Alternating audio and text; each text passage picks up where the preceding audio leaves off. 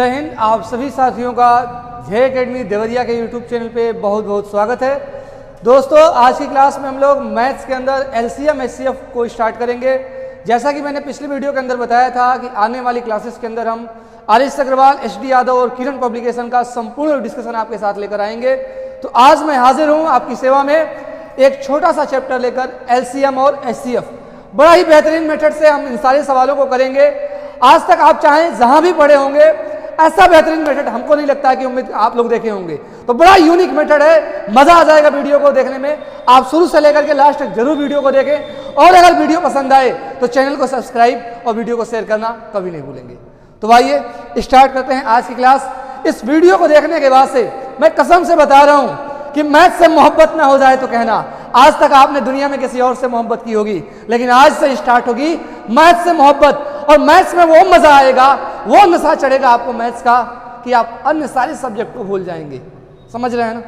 तो आइए देर न करते हुए आज की क्लास को स्टार्ट करते हैं। आज का जो हमारा टॉपिक है LCM and HCF. HD Yadav की जो पुस्तक है उससे ये सारे सवाल लिए गए हैं। आप अपने पुस्तकों के अंदर, किताबों के अंदर इन सारे सवालों को देख सकते हैं। लेकिन आज की जो शुरुआत करेंगे हम एलसीएम से नहीं करके एचसीएफ से करेंगे, ठीक है? तो शुरुआत हम लोग की होगी उल्टा एचसीएफ से। अब आइए सबसे पहले मैं बताऊं एचसीएफ के बारे में कि एचसीएफ होता क्या है। तो एचसीएफ का मतलब आप जानते होंगे बहुत पहले से, बचपन से, हाईएस्ट कॉमन फैक्टर। तीन शब्द हैं, हाईएस्ट कॉमन फैक्टर, बड़ी से बड़ी समान गुणनखंड, हिंदी होता है इसका, बड़ा से बड़ा समान गुणनखंड। फैक्टर और मल्टीपल ये दो चीजें हैं। एक चीज होती है एलसीएम के अंदर मल्टीपल, जिसका आप समझते हैं ना, एलसीएम में एम आता है मल्टीपल से, और यहां आता है फैक्टर। बच्चे सबसे ज्यादा कंफ्यूज यही होते हैं कि सर मल्टीपल क्या होता है, गुणज क्या होता है और गुणनखंड क्या होता है।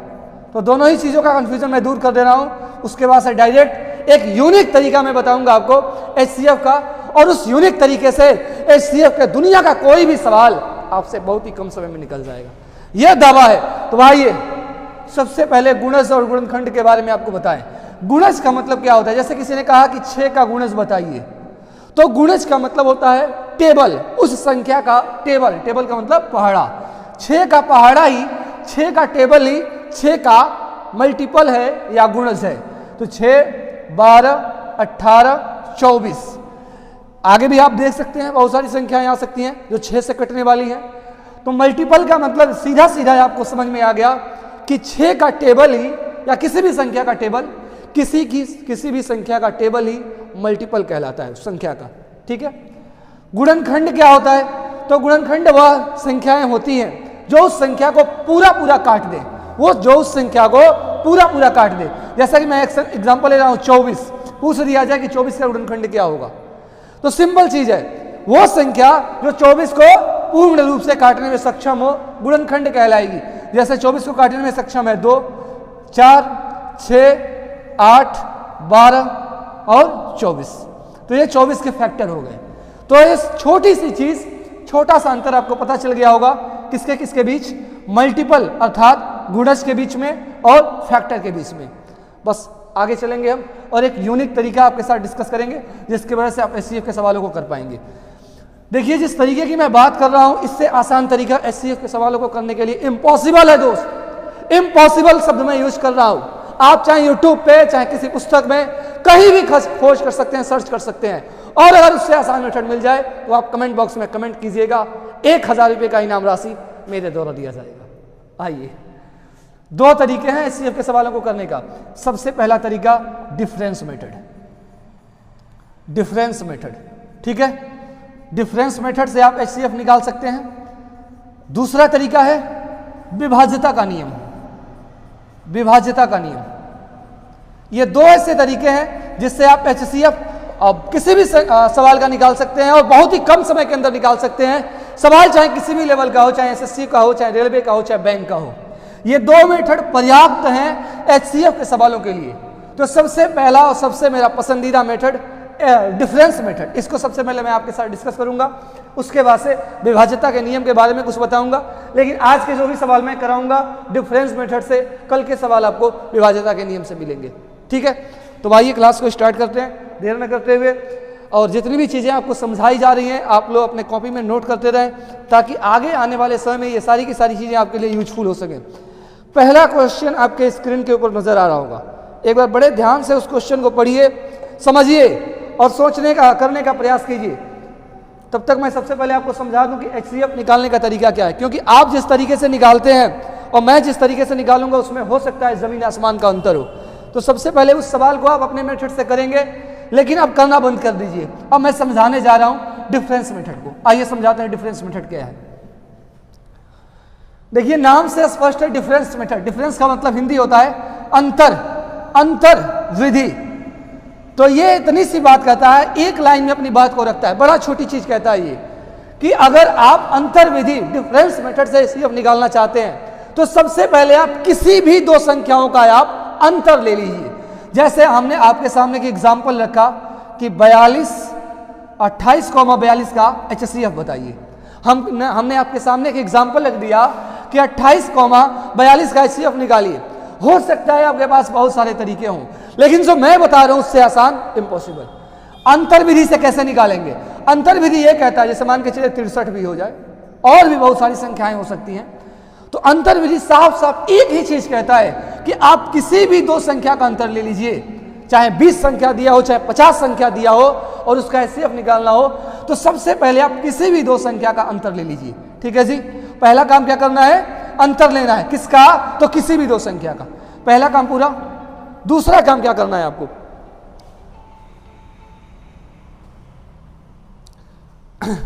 दूसरा काम आपके सामने ये होगा कि आप जब अंतर निकाल लेंगे तो अंतर निकालने के बाद से सबसे पहला काम आपका ये होगा,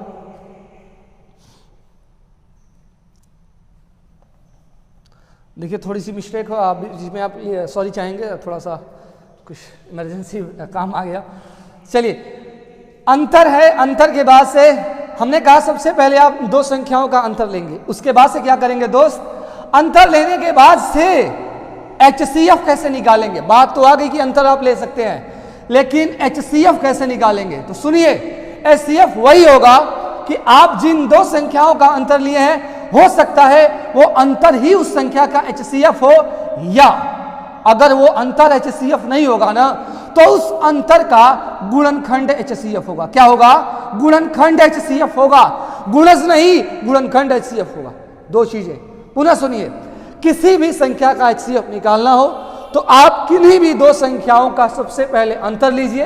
हो सकता है कि वही अंतर उस संख्या का HCF हो, या यह भी संभव है कि अंतर का गुणनखंड HCF हो। या तो अंतर HCF होगा या अंतर का गुणनखंड, या तो ये डिफरेंस HCF हो जाएगा या डिफरेंस का फैक्टर HCF हो जाएगा। कई बार रिपीट कर दिए एक ही चीज को, समझ में आ गया होगा। चलिए अब डायरेक्टली जो सवाल आपके स्क्रीन पे नजर आ रहा है उसको देखा जाए कि इस विधि से कैसे करेंगे। बड़े कम समय में सवाल हो जाएगा, लेकिन एक चीज जरूरी है कि आप इस विधि से सवालों को तभी कर पाएंगे जब आपके सामने ऑप्शन मौजूद हो। विदाउट ऑप्शन ये मेथड फेल है ना? तो आपके पास ऑप्शन मौजूद होने बहुत जरूरी है।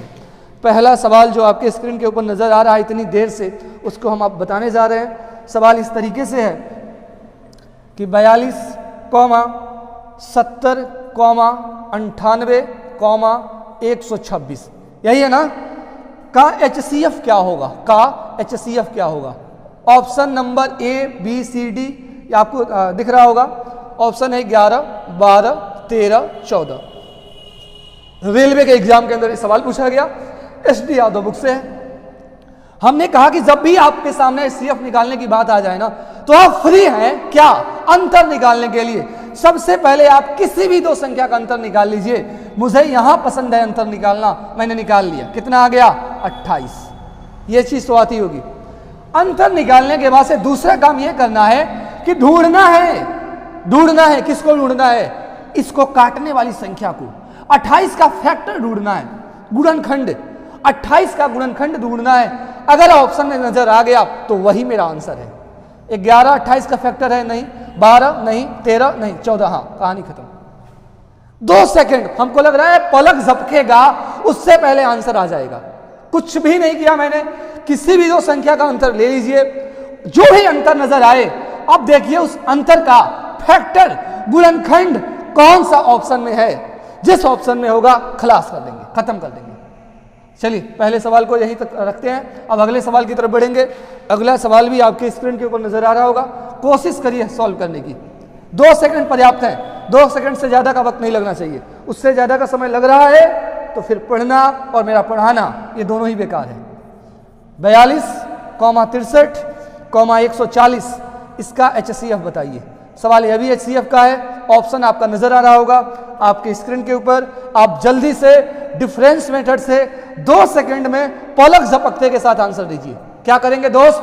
अभी मैंने बताया अंतर लीजिए, किसी भी 2 संख्या का अंतर ले लीजिए, जो मर्जी करे हो। यहां मैंने अंतर ले लिया, 42-63 के बीच का अंतर 21।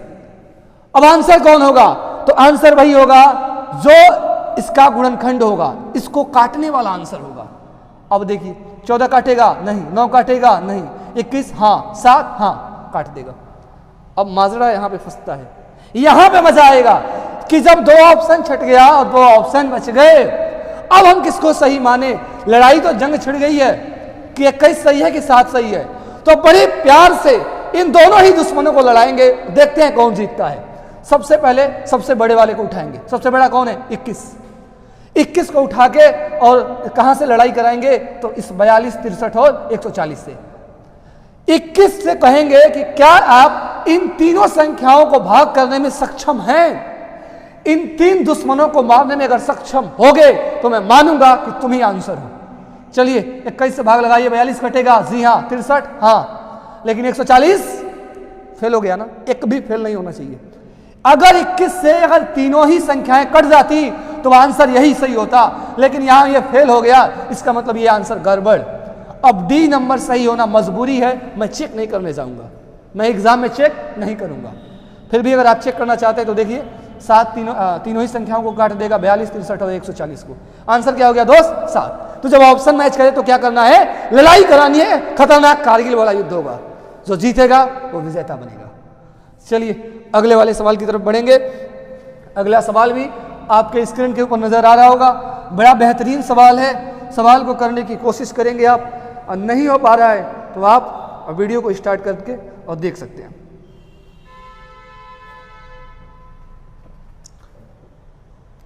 देखिए बहुत छोटा सवाल है। सवाल के अंदर बोला गया वह सबसे बड़ी संख्या ज्ञात कीजिए जो 200 और 320 को पूरा पूरा विभाजित कर दे। 200 और 320 को पूरा पूरा विभाजित कर दे। हमको लग रहा है कि पलक झपकने के साथ आंसर आ ही गया होगा माजरा, लेकिन यहां पे है, मजा आएगा, बहुत ज्यादा मजा आएगा दोस्त इस सवाल के अंदर। आप खुद देखिए क्या लगाएंगे हम, HCF का सवाल है, डिफरेंस मेथड लगाएंगे। कितना डिफरेंस आया? 120। 120 का गुणनखंड कौन कौन है? 10 है, 20 है और 40 है। 16 ही खत्म हुआ। अब तो भाई इस बार तो तीनों तरफ से गिर गए। सही कौन सा होगा, गलत कौन सा होगा, इसका निर्णय कैसे होगा? तो इसका निर्णय हम करेंगे। अब इन तीनों में सबसे बड़ा कौन? तो तीनों में सबसे बड़ा 40। 40 को उठाओ, कहे कि क्या तुम इन 2 दुश्मनों को मारने में सक्षम हो? मतलब कि अगर इस 40 से ये दोनों संख्याएं कट जाएंगी तो निश्चित रूप से आंसर मेरा यही होगा। अब बात बताइए, क्या 40 से 200 320 नहीं कटेगा? अरे अंधा भी देखकर बता देगा कि 40 से 200 320 कटेगा। इसका मतलब कि मेरा आंसर क्या हो गया दोस्त? 40। ये दोनों गए, खत्म, खलास हो। मजा आया कि नहीं? मजा तो बहुत ज्यादा आएगा दोस्त। मैथ आप सीखेंगे वाकई में, और इस तरीके से सीखेंगे ना कि पेन और पेपर उठाने की जरूरत बिल्कुल नहीं होगी। और लेवल की बात करते हैं तो लेवल भी आएगा, पसीना छूटेगा। अभी तो शुरुआत है। मैंने 3 किताबों को उठाया है जिसके दम पे आप SSC CGL मेंस तक जा सकते हैं। SD यादव, आरिस अग्रवाल और किरण पब्लिकेशन, इन तीनों ही किताबों का संपूर्ण डिस्कशन बहुत ही कम समय में आपके सामने पेश करूंगा, और फिर आप देखिएगा इसका फायदा क्या होगा। चलिए अगला सवाल आपके स्क्रीन के ऊपर नजर आ रहा होगा। आप एक बार ध्यान से और बड़े प्रेम से इस सवाल को करने की कोशिश करेंगे। सवाल इस तरीके से है कि वह सबसे बड़ी से बड़ी संख्या जिससे 729 और 901 को भाग देने पर क्रमशः शेषफल 9 और 5 होगा। किससे 729 और 901 को भाग देने पर शेषफल कितना बचेगा दोस्त? तो 9 और 5। पलक झपकेगा, ऑप्शन आएगा, आंसर आएगा। चलिए जी आंसर हम ऑप्शन लिख रहे हैं सामने आपके 15, 16, 19, 20। कौन सा सही कौन सा गलत, करना कुछ भी नहीं है। इस तरीके के सवालों में रामबाण मेथड है, ये डिफरेंस मेथड। अब बात यहां पे मजे आएगी। यहां जब कह दिया ना, कंफ्यूजन बच्चों को यही होता है कि जब कह दिया कि शेषफल बचेगा 9 और 5, शेषफल 9 और 5 बचेगा, तो सर अब आप ये कहेंगे कि सर अभी शेषफल नहीं बचता था तो डिफरेंस मेथड डायरेक्ट लगा लेते थे।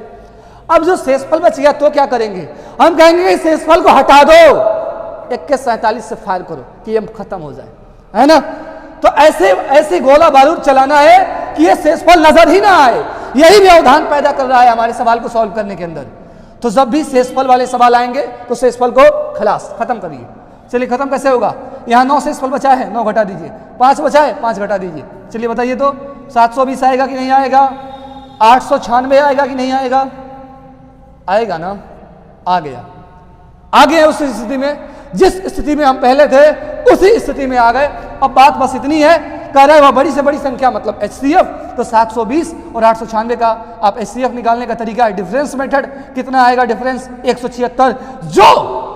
जो काट देगा संख्या वही मेरा आंसर होगा। तो ना 15 काटेगा, 16 काट देगा, 19 नहीं काटेगा, 20 नहीं काटेगा, आंसर कौन हुआ, 16।